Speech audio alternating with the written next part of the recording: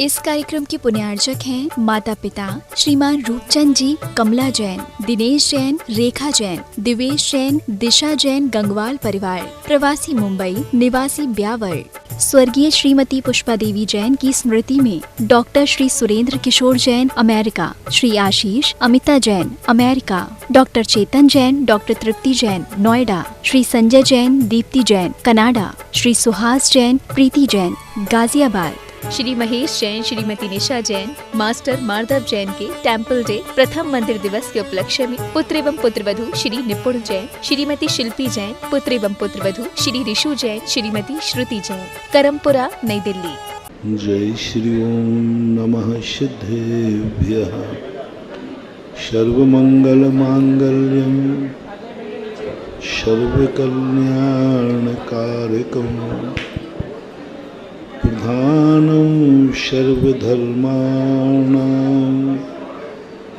जैनं जयतु शासनं जैनं जयतु शासनं जैनं जयतु शासनं।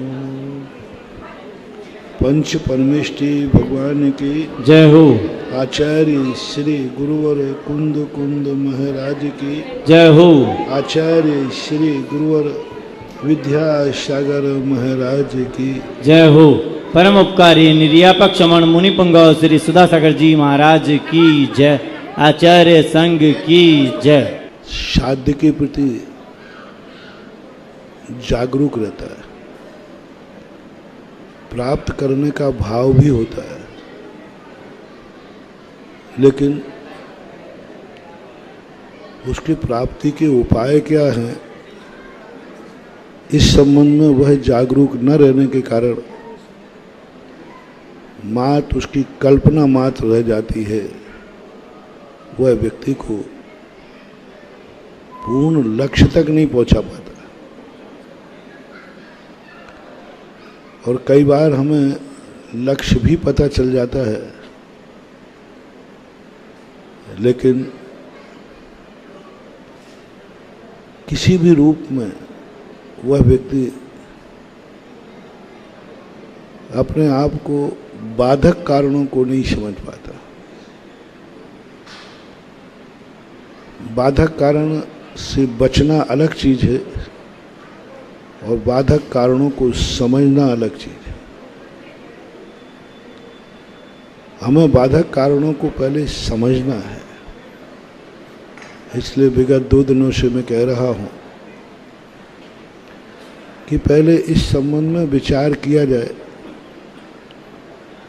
कि जो हमारी जिंदगी में वस्तुतः हानिकारक हैं,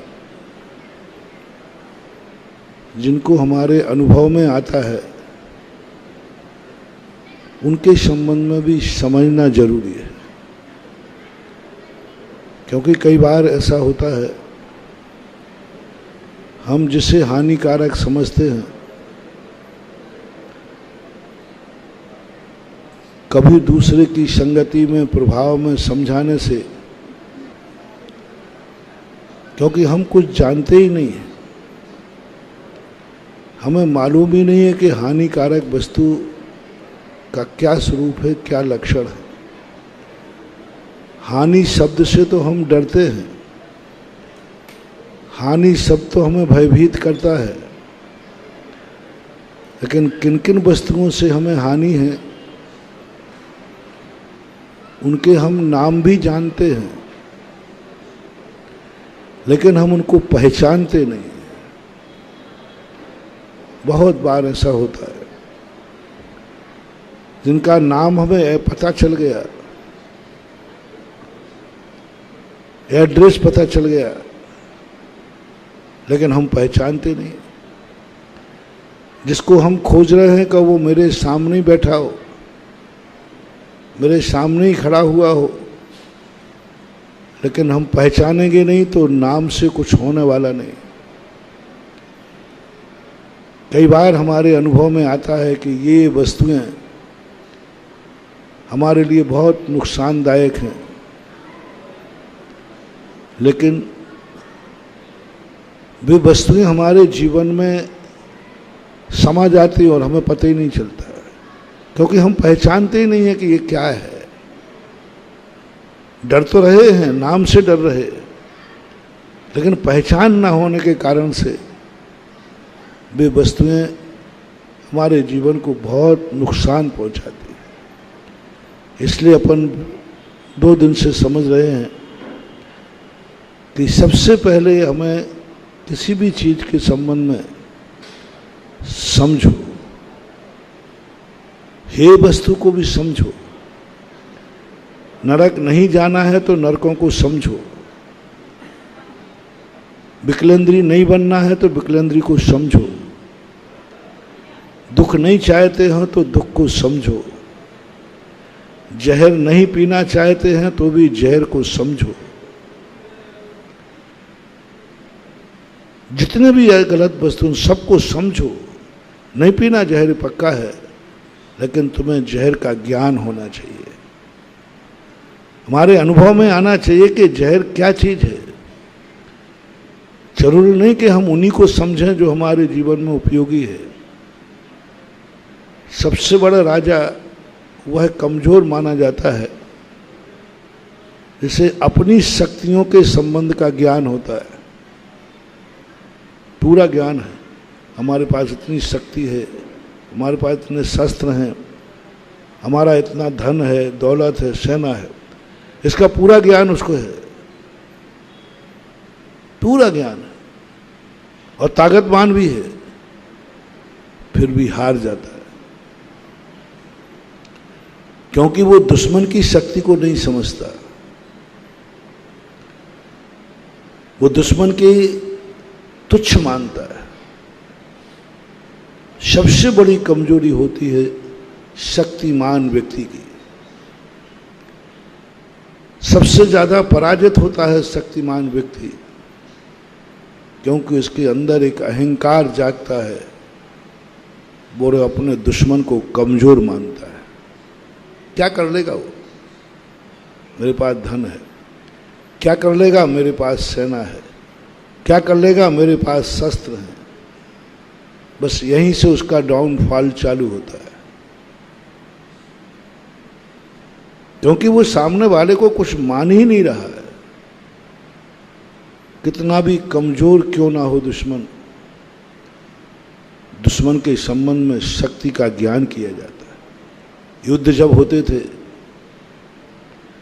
तो सबसे पहले दुश्मन की क्या व्यूहरचना चल रही है उसके संबंध में गुप्तचरों से ज्ञान कराया जाता था, उनसे जानकारी ली जाती थी। महाराणा प्रताप के हारने का कारण क्या रहा? उनकी शक्ति। शक्ति पर उनका बहुत अहंकार था। उनका मेरे जैसा कोई तलवार चला ही नहीं सकता, दुनिया में है ही नहीं। कौन टिकेगा मेरे सामने? कौन टिक सकता है? मेरे पास दुधारू तलवार है और ऐसी तलवार कोई चला ही नहीं सकता दुनिया में, और आएगा तो मेरे सामने ही ना। मेरा कुछ बिगाड़ ही नहीं सकता क्योंकि मैंने कवच पहन रखा है। इस कारण से राणा प्रताप को बहुत बड़ा अपने संबंध में पूरा ज्ञान था, लेकिन दुश्मन का संबंध का ज्ञान न होने से वो नहीं समझ पाए कि हमारे पास तलवार है, तीर कमान है, भाला है। ये जब ही चल सकते हैं जब व्यक्ति सामने हो, सामने आएगा। लेकिन सामने वाले के पास बंदूक है, बारूद है, वहीं तो हतप्रय हो गए। जब अकबर ने आक्रमण किया चित्तौड़ पर तो वहीं तो हक पक हो गए। ये तलवार घुमाते रहे, वो तलवार के सामने ही नहीं आया। तलवारें घुमाते रहे, भाले पर अहंकार करते रहे।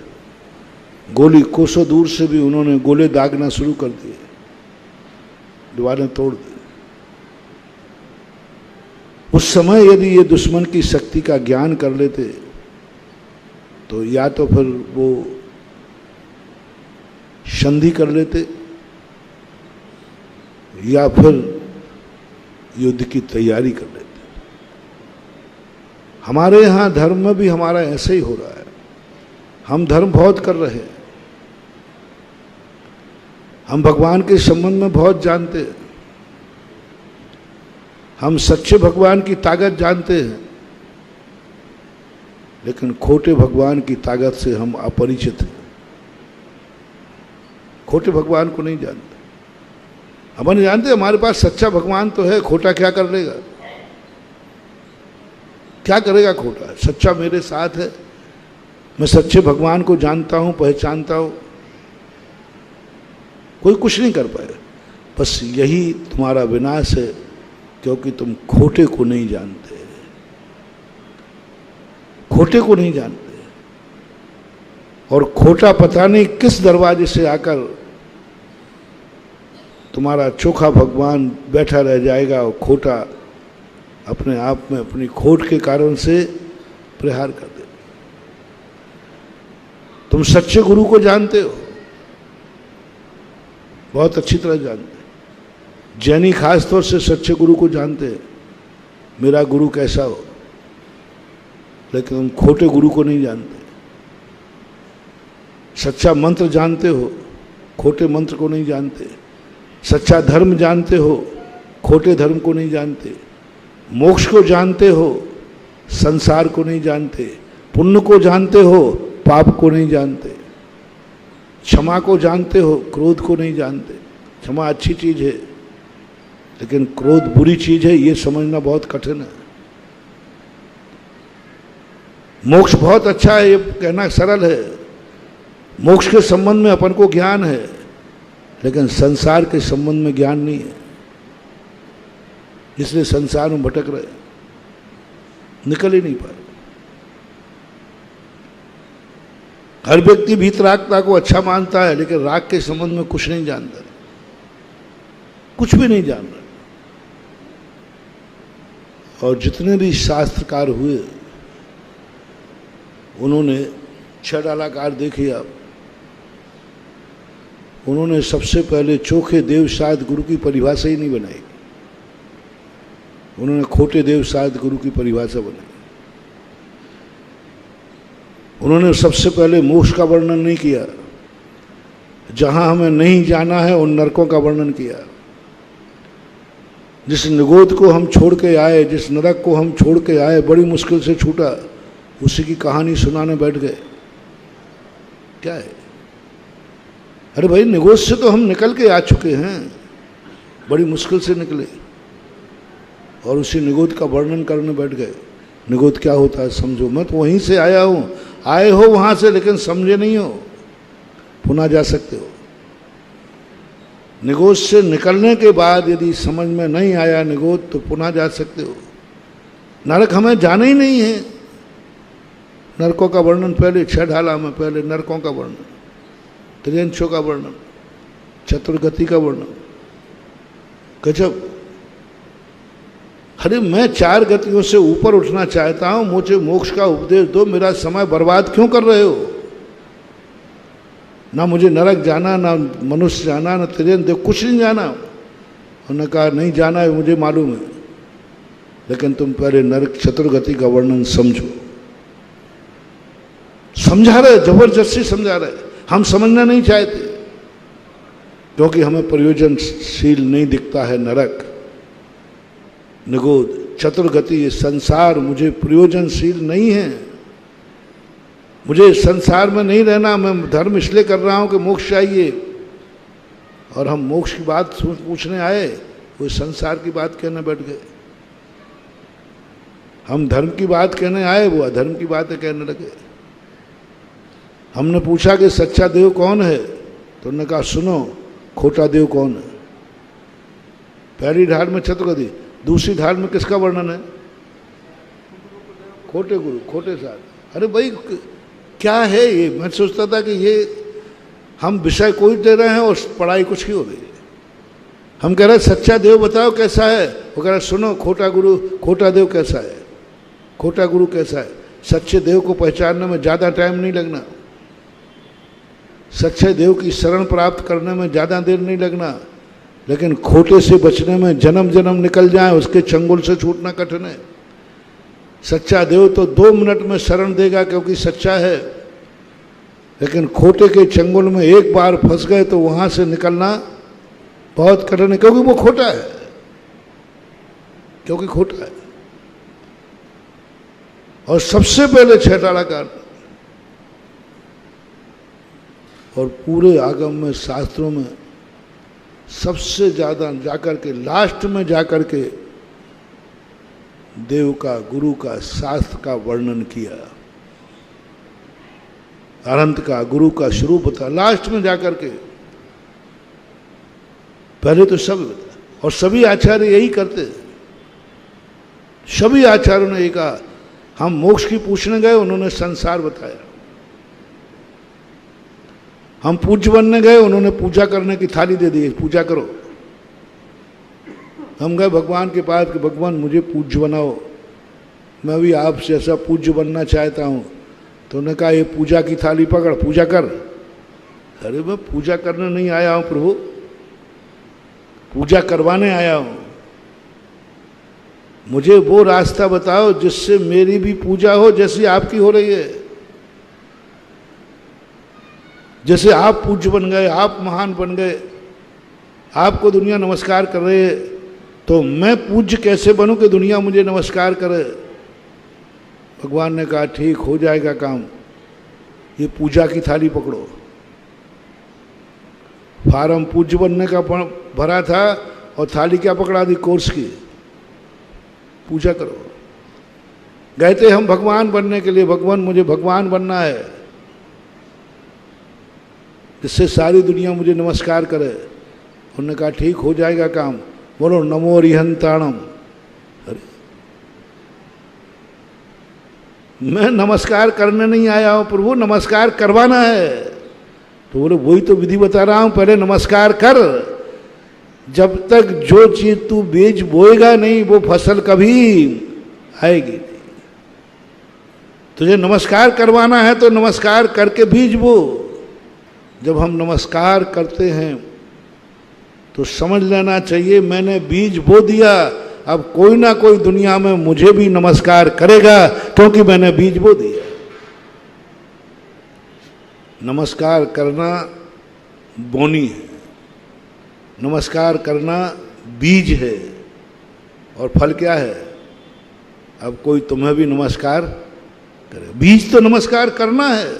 उन्होंने कहा नमो रिहंताणम पढ़, ये बीज है अरहंत बनने का, पूज्य बनने का।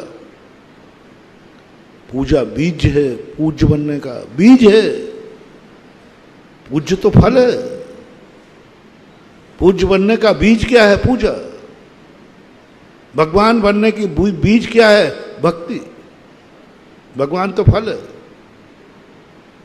भगवान तो फल है। और तू कह रहा है कि मैं बीज नहीं बोऊंगा, बिना बीज के मुझे फल लग के दिखाओ, तो ये तो होने वाला है नहीं। लोगों को पता नहीं ये क्रियाकांड क्यों क्रियाकांड रखते हैं। अरे ये तो फल है, बीज शुद्ध बनने का फल है, भगवान बनने का फल है। लेकिन कोई व्यक्ति इस तरफ ध्यान नहीं देता। पूज्य बनने में सबकी ललक है, लेकिन पूजा करने की किसी की रुचि नहीं है। हर व्यक्ति अमीर बनना चाहता है। महाराज कोई अमीर बनने का नुस्खा बनाओ, बताओ।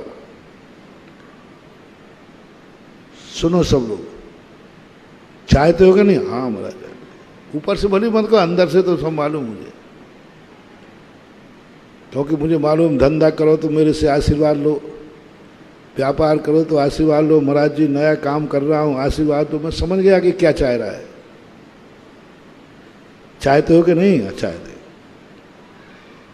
अमीर बनने के लिए तुम्हारा लक्ष्य है और तुम गुरु के पास अमीर बनने आए हो। गुरु ने कहा ठीक, काम हो जाएगा, अमीर बन जाओगे, बन जाओगे, ठीक है, दान देना शुरू करो। अब महाराज बस यही हम आपसे इतने परेशान हैं, बस यही आपकी बस यही गलती। बाकी आप सब बहुत अच्छे, आपके प्रवचन बहुत अच्छे। अभी कितनी अच्छी बात बोल रहे थे, कितनी अच्छी बात बोल रहे थे कि अमीर बनने का नुस्खा दे रहा हूँ। आप ऐसे लग रहे थे कि साक्षात भगवान बोल रहे हैं।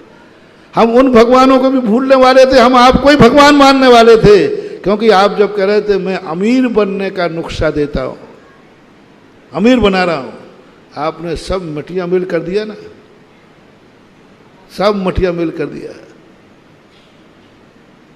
क्या कह के मटिया मेल कर लिया? अमीर बनना चाहते हो, दान शुरू करो, बस इसी में तो हमारे प्राण निकलते हैं। क्या करें बताओ, कैसे समझाएं? दान खर्च नहीं है रे भैया, दान खर्च नहीं है, दान बीज है। दान खर्च नहीं है, दान बीज है। तो महाराज वो हाथ में से जाता है ना, तो किसान के हाथ में से भी बीज मिट्टी में तो जाता है। किसान के पास जो गेहूं होता है, वो बीज बोते समय उसको फेंकना पड़ता है कि नहीं खेत में? वो तो जाएगा ही जाएगा। अब किसान कहे कि मेरा बीज खर्च में चला गया, कितना मूर्ख है। किसान का 1 क्विंटल गेहूं था, वो उसने खेत में डाल दिया और खर्च में डाल दिया। मेरा 1 क्विंटल गेहूं खर्च हो गया। नीति कहती है खर्च में मत डाल, 1 गेहूं का मैंने बीज बो दिया।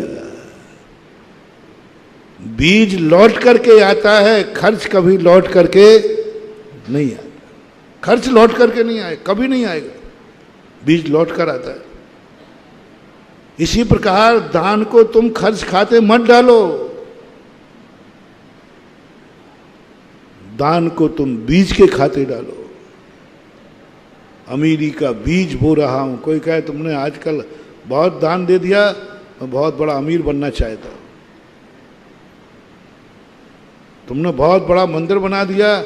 हाँ, मंदिर नहीं बनाया है, मैंने अपने महल बनाने का बीज बोया है।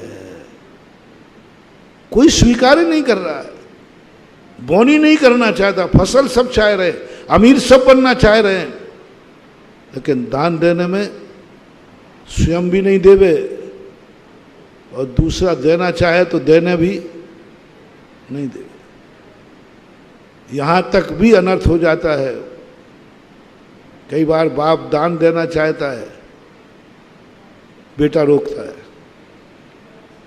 और ज्यादा गड़बड़ करे बाप तो कहता पापा यदि दान ही देना था सबको तो हमें पैदा क्यों किया है? आप तो ऐसे दान दिए जा रहे हैं, मैं भी तो हूं, भगवान ही सब कुछ है, गुरु ही सब कुछ है, कोई मैं कुछ है ही नहीं क्या? ऐसे असभ शब्दों का प्रयोग कर देते हैं बेटा बाप के लिए।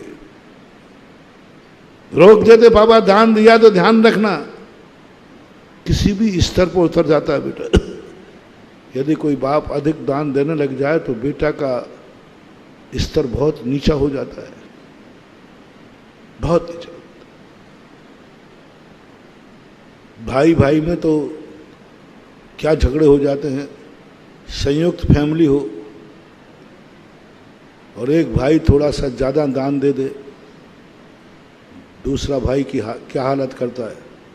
ए भाई, तेरा ही हिस्सा नहीं है, मैं भी उसी बाप का बेटा हूं।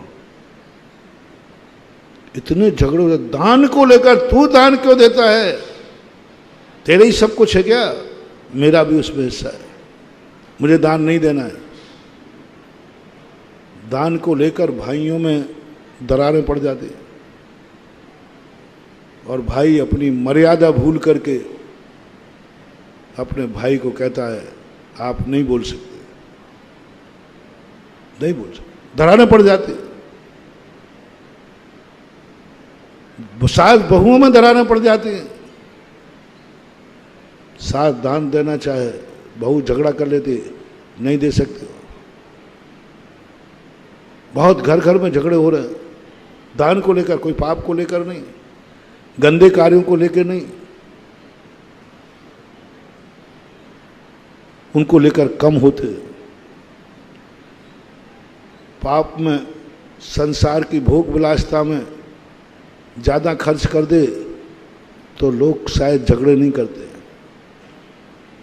मकान 50 लाख का बनना था, और 1 करोड़ लग जाए तो शायद कहो आप लोगों में कोई झगड़ा नहीं हो। 1 करोड़ का 50 लाख लगना था, कितने का बन गया? 1 करोड़ लग गया। तो शायद बेटा भी कुछ नहीं कहे, भाई भी कुछ नहीं करे, लेकिन मंदिर 50 लाख का बनना था और 1 करोड़ लग जाए तो महाराज आप बोलो ही नहीं तो सार है। 1 रुपया नहीं बढ़ाते, 1 रुपया नहीं बढ़ाते, कमेटियों से झगड़ा कर लेते हैं। बहुत बड़ी बुरी चीज है। महानुभाव, जो प्रोसेस है, फसल चाहिए है तो बीज तो बोना ही पड़ेगा, और बीज अपने खाने में से कम करके दिया जाता है। फसल आई थी, अब उसमें से बीज निकाल करके, और बीज अच्छा निकाला जाता है, खाया खोटा जाता है, किसान अच्छा बीज निकालता है, निकालना पड़ेगा। एक दिन भूखा रह जाए तो रह जाए, लेकिन बिना बीज के किसान का भविष्य उज्जवल नहीं है। इसी प्रकार अमीर बनना है तो धर्म की हर क्रिया को कभी ये भाव मत करना कि मैं मंदिर बना रहा हूं, कभी ये भाव मत करना कि मैं दान दे रहा हूं। आज से तुम जब भी कोई कार्य करो तुरंत ज्ञान में आ जाए, मैं दान नहीं दे रहा हूं, मैं बीज बो रहा हूं। ये बीज है, बोनी है,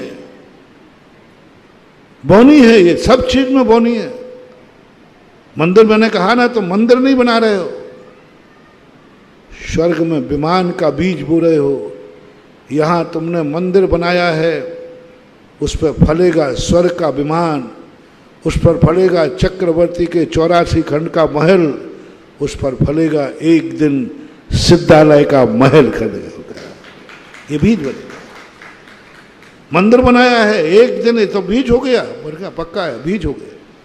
ये तुम्हारे काम नहीं आएगा, ये तो बीज हो गया। लेकिन बीज के बाद जो फसल फलेगी वो तुम्हारी होगी, वो तुम्हारे काम होगी। मुझसे एक भी क्रिया नहीं। मैंने तो सब सोचा कि सारे दुनिया के अंदर भगवानों को सब कुछ जरूरत है। जैन दर्शन में भगवान ने दान की परंपरा क्यों चलाई? इनको ना तो मंदिर की जरूरत है, ना आभूषणों की जरूरत है, ना धन दौलत की, और सबसे ज्यादा जैन ही चढ़ाता है। क्योंकि महावीर ने कहा, बेटा मैं अपने लिए दान का उपदेश नहीं दे रहा हूं, मुझे तो जरूरत भी नहीं है, लेकिन तू गृहस्थ है, मेरे खेत में तू बीज बोले, फसल तेरी है। ये भगवान तो खेत हैं, ये मंदिर खेत है, ये चीथर खेत है। भगवानों ने, धर्म क्षेत्रों ने हमें खेत दे दिया, लो बोलो अपना बीज, फसल तुम्हारी है। जो बोएगा फसल उसी को मिलेगी, जो बोएगा फसल उसी को मिलेगी, दूसरे को नहीं मिल सकती। तो मेरा कहना है, धर्म कार्य में सबसे पहले साधन को समझो। हम अमीर बनना चाहते हैं, अमीर का बीज जो दान है वो नहीं देना चाहते,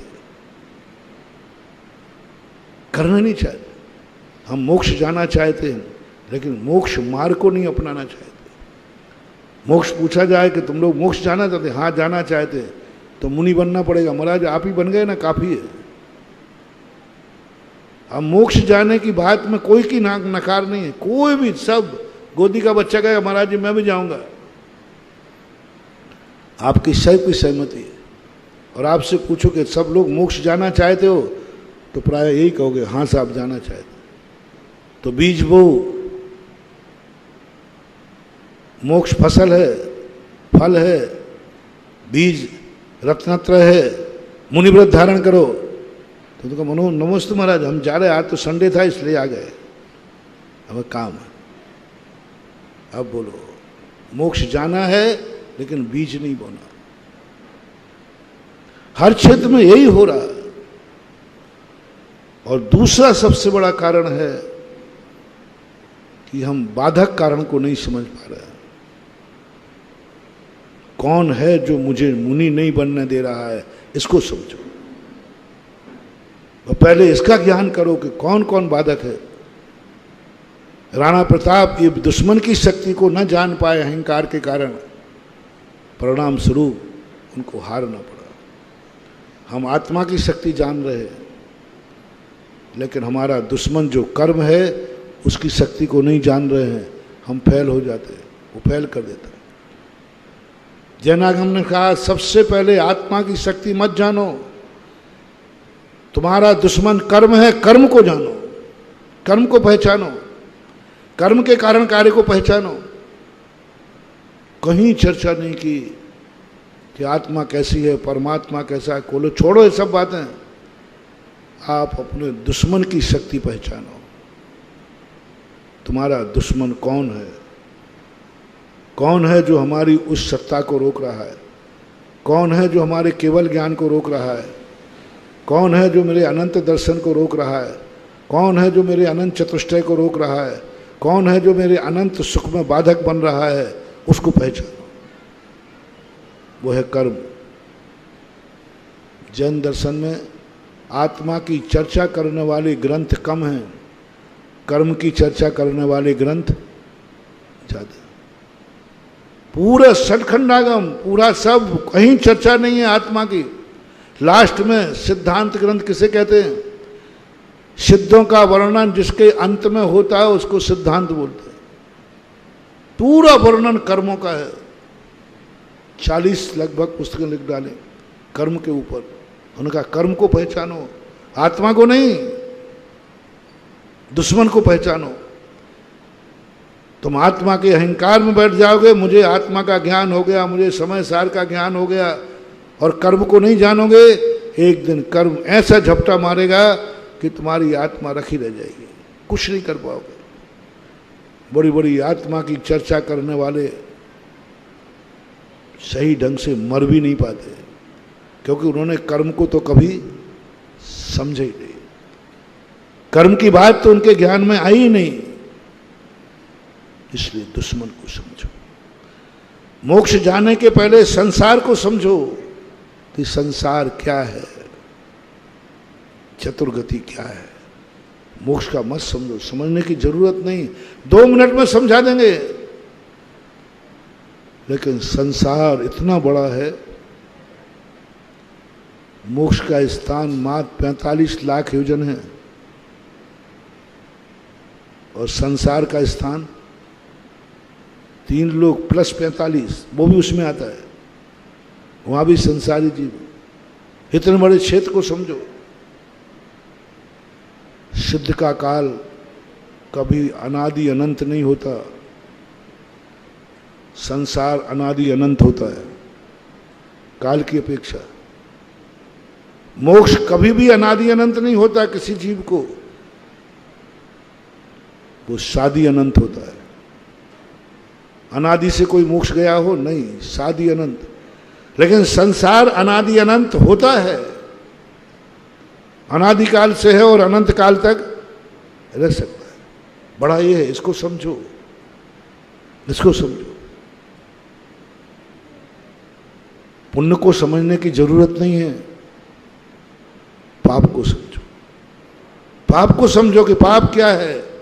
पाप करते तो हो, लेकिन पाप के संबंध में समझते नहीं। पाप करते हो, लेकिन पाप को समझते नहीं। अनादिकाल से पाप किया है, लेकिन पाप को समझा आज तक नहीं। कई लोग कहते महाराज पाप को क्या समझना, वो तो अनादिकाल से करते आए। हाँ, करते आए हो, लेकिन पाप को समझा आज तक नहीं है। क्रोध करते आए हो, क्रोध के संबंध में समझते कुछ भी नहीं हो। करना अलग चीज है और समझना अलग चीज। एक बालक ना जाने कितने कार्य करता है, लेकिन वो समझता कुछ नहीं। मिट्टी खाता है, लेकिन मिट्टी को समझता नहीं है, जानता नहीं है। अपन लोग सारे दुनिया के अनादिकाल से राग द्वेष कसाय सब की, लेकिन इसके संबंध में हमें कुछ भी ज्ञान नहीं है। कसाय कर रहा हूं, लेकिन कसाय का ज्ञान नहीं है। पता ही नहीं है कि कसाय का स्वरूप क्या है, इसका कारण कार्य क्या है। हम कहते हैं कि भाई हमारे लिए दुख हो रहा है, हमें कारण का पता ही नहीं कि दुख होता क्यों है, हमने समझने का प्रयास ही नहीं किया। इसलिए शास्त्रों में जो पद्धति कही गई महानुभाव, उन चीज़ों को जरूर समझो, मन लगा के समझो, जो तुम्हारे जीवन में जरूरी नहीं है, तुम्हें जाना ही नहीं। नरकों को समझे बिना एक दिन मोक्ष जाने में लेट हो जाओ तो हो जाना, लेकिन तुम जहाँ से छोड़ के आए हो उसको अच्छी तरह से समझ लेना। तुम मंदिर आते हो, इसमें कोई संदेह नहीं, लेकिन मंदिर में तुम्हें मजा नहीं आ रहा है। मंदिर आते हो, मंदिर में मन नहीं लग रहा है, क्यों? क्या तुम मंदिर को नहीं समझते? समझते हो। भगवान को नहीं समझते? समझते हो। क्या पूजा को नहीं समझते? समझते हो। मंदिर के अंदर तुम्हें सब चीजों का ज्ञान है, भगवान का सारा ज्ञान है, मंदिर का पूरा ज्ञान है, कहीं कोई कमी नहीं है, फिर भी आपका मन क्यों नहीं लगता? फिर भी आप मंदिर से घर जाने में सगुन कैसे महसूस करते हो? उसका मूल कारण है तुम घर में रहते हो, घर को नहीं समझते। कोई कमी नहीं, मैंने खूब देख लिया। मंदिरों के संबंध में तुम्हें इतना ज्ञान है, मंदिरों में आज तक कोई भी 50 सालों से मंदिर देख रहा हो, बिल्कुल व्यवस्थित है, सब कुछ है, लेकिन आप मंदिर को समझते हैं, घर को नहीं समझते, घर में रहते हैं। अब आज से तुम्हें शास्त्र खोलकर घर का स्वरूप समझना है। मंदिर पुराण नहीं, घर पुराण पढ़ो। मंदिर पुराण तो बहुत पढ़ लिए, घर पुराण पढ़ो। यदि तुमने घर पुराण पढ़ लिया तो मुझे विश्वास है कि तुम मंदिर आओगे तो सही, लेकिन लौटने का भाव भी नहीं होगा। घर पुराण नहीं पढ़ा तुमने, मंदिर पुराण पढ़ लिया, यही भूल हो गई। घर पुराण पढ़ो, घर में लिखा है घर कारागृह, ये पुराण में लिखा है। और ये पढ़ करके तुम मंदिर आओगे तो लौटकर कौन जेल में जाना चाहेगा? लेकिन तुमने घर पुराण पढ़ा ही नहीं, किसी पंडित ने पढ़ाया ही नहीं। बोले घर को क्या पुराण पढ़ना, घर में तो रहते ही हैं। रहना अलग है और समझना अलग। तुमने जिनवाणी माँ का स्वरूप समझा है, तुमने मुक्ति रूपी बधू को समझा है। बहुत सारे लोग मुक्ति रूपी बधू के संबंध में बहुत ज्ञान रखते हैं। मुक्ति रमा, मुक्ति बधू, वो ऐसा वो अनंत चतुष्टय, अनंत सो के सब जानते। मुक्ति रूपी बधू के संबंध में ज्यादा ज्ञान नहीं रखना। पहले जो तुम्हारी पत्नी है ये बधू को समझो, पहले मुक्ति बधू को नहीं, पहले ये बधू समझो जो 7 फेरे करके लाए हो, इसको समझो ये क्या है। आज से हर व्यक्ति को पत्नी पुराण पढ़ना है। मुक्ति बधू पुराण नहीं, वो तो मैं पढ़ा दूंगा, बहुत बहुत बहुत छोटा था, बहुत छोटा था, और पढ़ाना नहीं पड़ेगा आपको अपने आप। पत्नी पुराण पढ़ो, ये है बाधक कारण। पत्नी पुराण को पढ़े बिना जो व्यक्ति मुक्ति रूपी बधू पर दृष्टि लगे हैं वे कुछ नहीं पा पाएंगे, कुछ नहीं मिलने वाली। मुक्ति रूपी बधू तुम्हारे लिए वरमाला डालेगी ही नहीं, क्योंकि वो जानती है सौतन को कौन पसंद करता है। मुक्ति रूपी बधू पागल है। पहले इसे तुम एक बांध के बैठे हो। मुझे शेयर करना,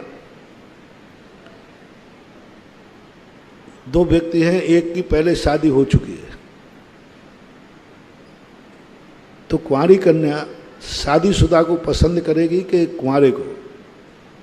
मार्ग बताओ। हैं कुंवारे को ना, तो मुक्ति रूपी वधू पागल नहीं है। वो कहती तेरी पहले एक बैठी है और मैं तुम्हें जा रहा हूं, मैं सौतन क्यों बनूं, मेरे लिए कोई कमी है क्या? पत्नी पुराण पढ़ो, आज से शास्त्र खोजो, जहां जहां पत्नी पुराण लिखा हो, पत्नी का वैभव मिला लिखा हो, पत्नी का स्वरूप लिखा हो, उसको जरूर पढ़ना महानुभाव। एक बार तुम पत्नी पुराण पढ़ लोगे, मुक्ति रूपी वधू को तुम्हें बुलाना नहीं पड़ेगा, वो खुद तुम्हारे दरवाजे आके वरमाला डालेगी। वनिता बेड़ी, ये पत्नी पुराण में लिखा है। क्या लिखा है? वनिता बेड़ी। तुम भी पति पुराण पढ़ना, ऐसे तुम ऐसे नहीं, एक को नहीं बोल रहा। तुम बेड़ी हो तो ये बेड़ा है, वो तो एक दूसरे को है, बंधन है।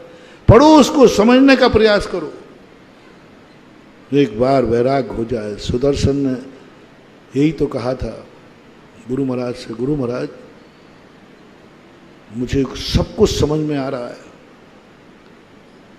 लेकिन मैं जो घर गृहस्थी में फंसा हूं, ये बात मुझे समझ में नहीं आ रही है कि ये सब मेरे हितैषी हैं या दुश्मन है।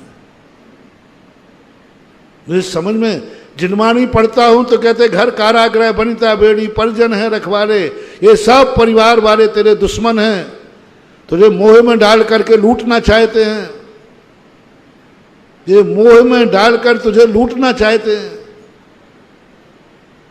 तुझे सुख नहीं सुखाभास देकर के तुझे लूटना चाहते हैं। शास्त्रों में पढ़ता हूं, लेकिन जब इनके पास घर में जाता हूं तो ऐसे लगता है कि इनके अलावा है कौन हमारा, यही तो हितैषी है। इनके अलावा है कौन हमारा, इस घर के अलावा है क्या महाराज हमारा? घर में जाते ही ऐसा लगता है अपनो घर छे। बड़ा घर बन जाता है तो कैसा लगता है बोलो ना, बहुत आनंद आता है। और बड़े घर से देखते भैया अब मेरा खुद का आनंद, यही तो सब कुछ है। और शास्त्र में पढ़ोगे तो घर कारागृह है। अब ये दो विरोधी बातें कैसे? शास्त्र कहते हैं घर है, कारागृह है, और अनुभव कह रहा है यही तो सहारा है। अब इस बीच की संबंध संधि पढ़ने के लिए, इसलिए मैं कह रहा हूं घर पुराण पढ़ो, परिवार पुराण पढ़ो, बेटा पुराण पढ़ो, माँ पुराण पढ़ो, पत्नी पुराण पढ़ो, ये सारे पुराण जितने हैं, संसार का पुराण पढ़ो, जिसमें संसार की बातें लिखी हो उसको जरूर पढ़ो। लौट आओ, जो बड़े बड़े ऊंची किताबों में पहुंच गए, जो बड़े बड़े ग्रंथ 4-4 बार समय सार का स्वाध्याय करते हैं, जो बड़े बड़े कर्म सिद्धांतों का, बहुत बड़े बड़े ग्रंथों का ज्ञान कर लिया है, जिन्हें देव का ज्ञान है, शास्त्र का ज्ञान है, गुरु का ज्ञान है, कहीं चूक नहीं, रंचमात इतनी सी भी नहीं चूक सकते। महाराज कोई देव में मैं चूक नहीं कर सकता, देव का स्वरूप मुझे मालूम है। लौटाओ, लौटाओ, खोटे देव को समझने का प्रयास करो, जहां जहां खोटे देव की परिभाषा लिखी हो उसको पढ़ो। चोखे देव को पढ़ना आउट ऑफ कोर्स, वो कोर्स में नहीं है, वो आगे कोर्स में है। यदि कोई व्यक्ति नीची क्लास में है और ऊंची क्लास का कोर्स पढ़ेगा तो पास होगा कि फेल है? पढ़ कौन सा रहा, ऊंची क्लास तो पढ़ रहा है कोई, वो थोड़ी कर रहा है। ऊंची क्लास का पढ़ोगे तो फेल तो होना ही है, क्योंकि क्लास कौन सी है? चौथी क्लास वाला 5वीं क्लास का कोर्स पढ़ रहा है, तो अपन क्या समझते हैं, अरे बड़ा इंटेलिजेंट है, माइंडेड आदमी। देखो चौथी कक्षा में और दिन भर पढ़ता कौन सा है?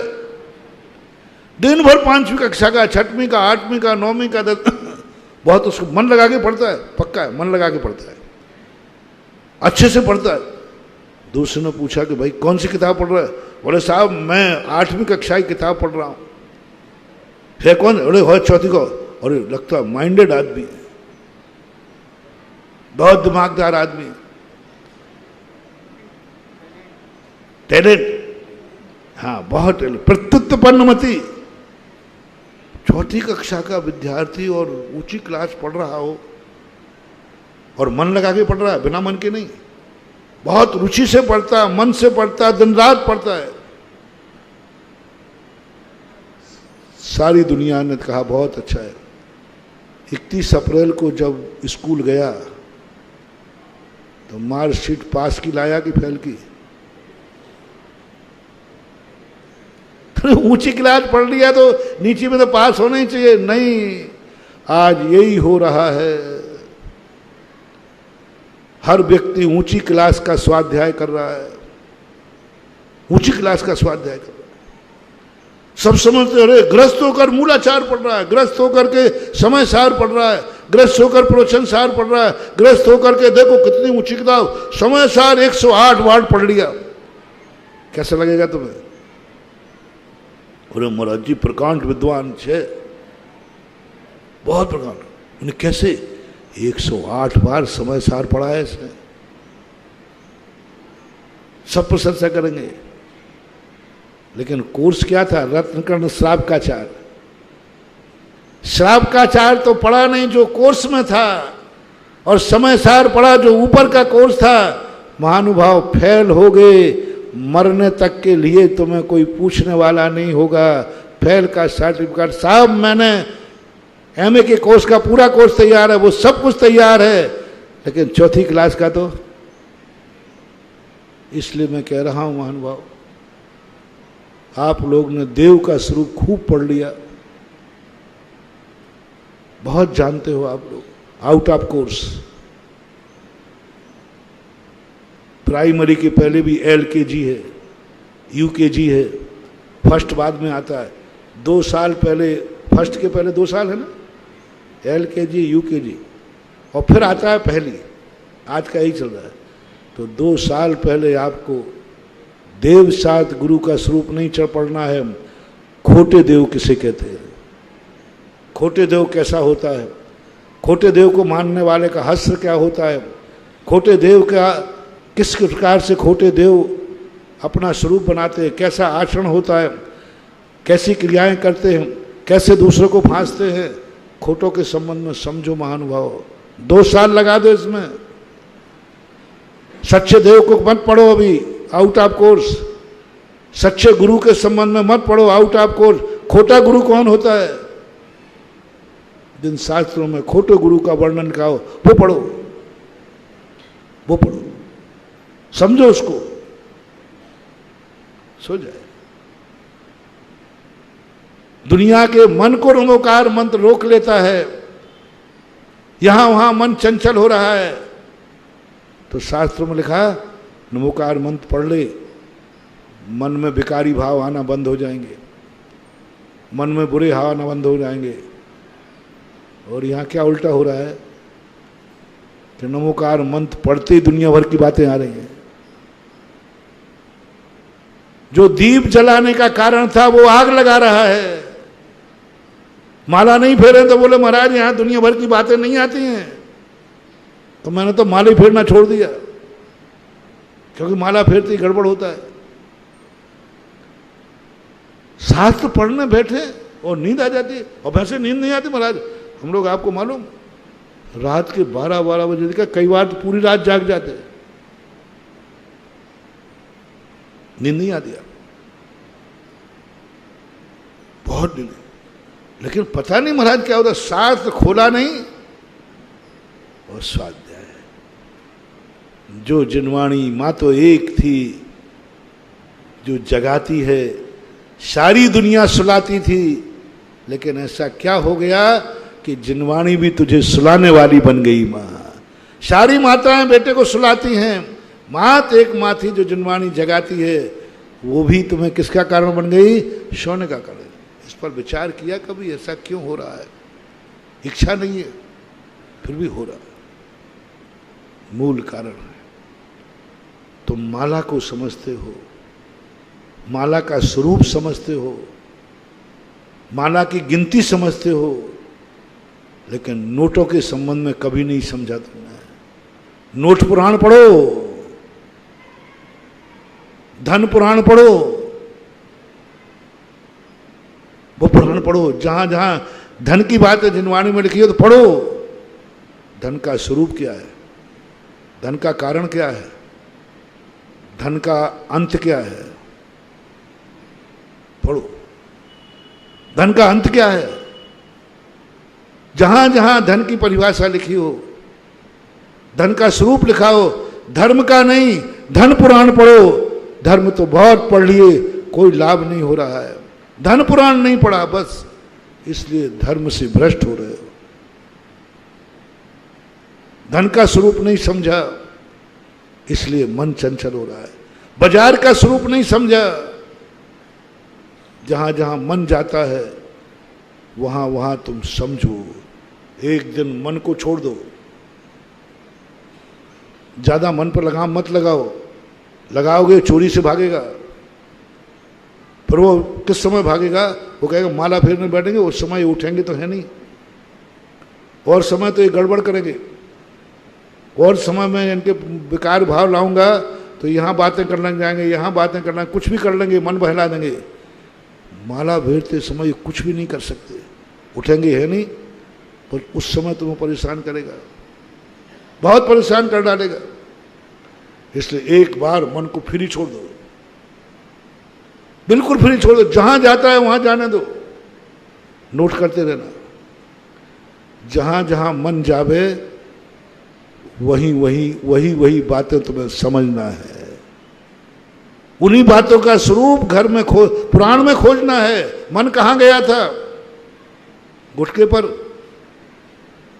अब सब पढ़ना छोड़ो, गुटका पुराण पढ़ो। क्योंकि मन कहां गया था? गुटका पर। पूरी जानकारी रख लो और मन के सामने देख दो, हे मन, तू जहां गया था ना, वहां का हस्र ये है, वहां का स्वरूप ये है। इतने लोग वहां गए, उनका अंत ये हुआ, अब क्या मर्जी है तेरी? कुछ नहीं बोल रहा उसको। जहां जहां तुम्हारा मन जावे, गंदे कार्यों में जाते जाने दो, पाप के लिए जावे जाने दो, कोई फिक्र मत करो, जाने दो। एक बार नोटिंग करो, जहां जहां मन गया है वहां वहां की परिभाषा समझो, स्वरूप समझो।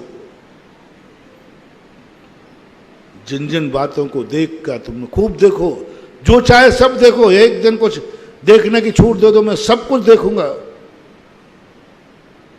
बस उन चीजों को नोट कर लेना। जिन जिन चीजों को देखकर तुम्हारा मन आकुलित हुआ है, बस इस आकुलता का दुष्परिणाम क्या है, इस आकुलता का स्वरूप क्या है, इस आकुलता पुराण पढ़ो। शब में ऐसे ही लगा लेना, सबकी एक दशा बना लेना। और यह दशा यदि तुम्हारी बन गई तो महानुभाव बहुत लाभ होगा। इसलिए हमारी वो भूल है जो हम साध्य को समझना चाहते हैं, उपादेय को समझना चाहते हैं, अपनी सब हे वस्तुओं के संबंध में समझे। जो मेरी जिंदगी में कभी आई नहीं, आएंगे नहीं, मुझे मतलब नहीं, इनसे भागना चाहता हूं मैं, उनको जरूर समझना। साधु से कहा, कहाँ से भागना चाहते हो? बोले घर से। घर को समझ के आना। घर का ज्ञान है तुम्हें क्या? देखो, मोक्ष मार्ग में साधु आया, घर का ज्ञान है। अंजन चोर से क्या पूछा गुरु ने? कहाँ से आए हो? चोरी करके। कौन हो? चोर हूं। तो चोरी का ज्ञान है कि नहीं? अंजन चोर कहता, चोर से पूछा चोरी का ज्ञान है कि नहीं? चोरी का ज्ञान है तुझे कि नहीं? बोले गुरुदेव चोरी हूं। बोले चोर होना अलग चीज है और चोरी का ज्ञान होना अलग चीज है। जिस दिन तुझे चोरी का ज्ञान होगा, अंजन चोर ने चोरी का स्वरूप गुरु को समझाया, गुरु को बताया, बताओ मुझे चोरी का स्वरूप कैसा है। उससे नमोकार मंत्र का स्वरूप नहीं पूछा, वो क्या कहता है का खाक। उससे कोई परमार्थ की चीजें नहीं पूछी। जिस व्यक्ति से पूछना है, जो जिस संबंध में जानता है, उसी में पूछना चाहिए, उसी में पूछना चाहिए। चोर क्या जानता है? तो गुरु महाराज कहते, चोरी समझा तो मुझे, चोरी क्या चीज होती है, कैसे होती है? जो चोरी का स्वरूप उसने बताया, चोरी कितने जीवों का नाश करती है, कैसे करती है, क्या होता है। आचार्य कहते हैं ये साधु बनने लायक है, क्योंकि चोरी का स्वरूप समझता है। मारो की बात समझना, ये साधु बनने लायक है क्योंकि चोरी का स्वरूप समझता है। ये अहिंसक बन सकता है क्योंकि ये हिंसा का स्वरूप जानता है। ये शाकाहारी बन सकता है क्योंकि मांसाहार का स्वरूप जानता है। बिल्कुल उल्टा जा रहा हूं। तुम शाकाहारी बन सकते हो, शर्त है मांसाहार का स्वरूप जानते हो। तुम सत्य बोल सकते हो, झूठ का स्वरूप जानते हो।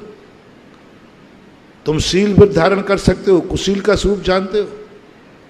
तुम निष्परिग्रही बन सकते हो, परिग्रह का स्वरूप जानते हो। तुम निष्कसाई बन सकते हो, कसाई का स्वरूप जानते हो। तुम पुण्यात्मा बन सकते हो, पाप का स्वरूप जानते हो। तुम मंदिर आ सकते हो, घर का स्वरूप जानते हो, जो मैंने पहले कहा था। बिल्कुल उल्टी किताब चल रही है।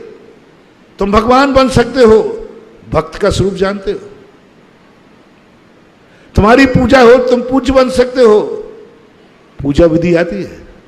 क्या बात है, क्या बनना है? तुम पूज्य बन सकते हो, सारा जगत तुम्हारी पूजा करेगा, लेकिन तुम्हें पूजा विधि आती है कि नहीं? पूज्य को यदि पूजा करना नहीं आता है तो 3 काल में कभी पूज्य नहीं बन सकता। पूज्य बनने वाले को पूजा का ज्ञान होना चाहिए। जिनेंद्र भगवान यही पूछेंगे, तू अनंत बनना चाहता है, सारी दुनिया तुझे नमस्कार करे, तुझे नमोस्तु करना आता है कि नहीं? तूने कभी किसी को नमोस्तु किया है कि नहीं? ये बीज है। तो जो जो पूज्य बनना चाहते हैं वे आज से पूजा पुराण पढ़े। सुन रहे हैं ना? पूज्य बनने वालों को कौन सा पुराण पढ़ना है? पूजा पुराण। मोक्ष जाने वालों को कौन सा पुराण पढ़ना है? संसार पुराण। मंदिर आने वालों को कौन सा पुराण पढ़ना है? घर पुराण।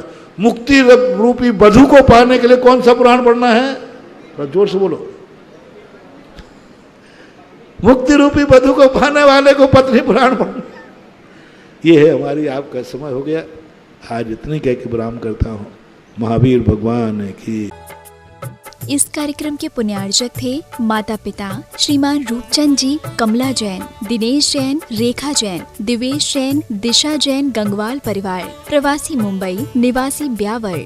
स्वर्गीय श्रीमती पुष्पा देवी जैन की स्मृति में डॉक्टर श्री सुरेंद्र किशोर Jain, America, Shri Ashish Amita Jain, America, doctor चेतन जैन, डॉक्टर तृप्ति जैन, नोएडा, श्री संजय जैन, दीप्ति जैन, कनाडा, श्री सुहास जैन, प्रीति जैन, गाजियाबाद, श्री महेश जैन, श्रीमती निशा जैन, मास्टर मार्दव जैन के टेम्पल डे प्रथम मंदिर दिवस के उपलक्ष्य में पुत्र एवं पुत्रवधू श्री निपुण जैन, श्रीमती शिल्पी जैन, पुत्र एवं पुत्रवधू श्री ऋषु जैन, श्रीमती श्रुति जैन, करमपुरा, नई दिल्ली।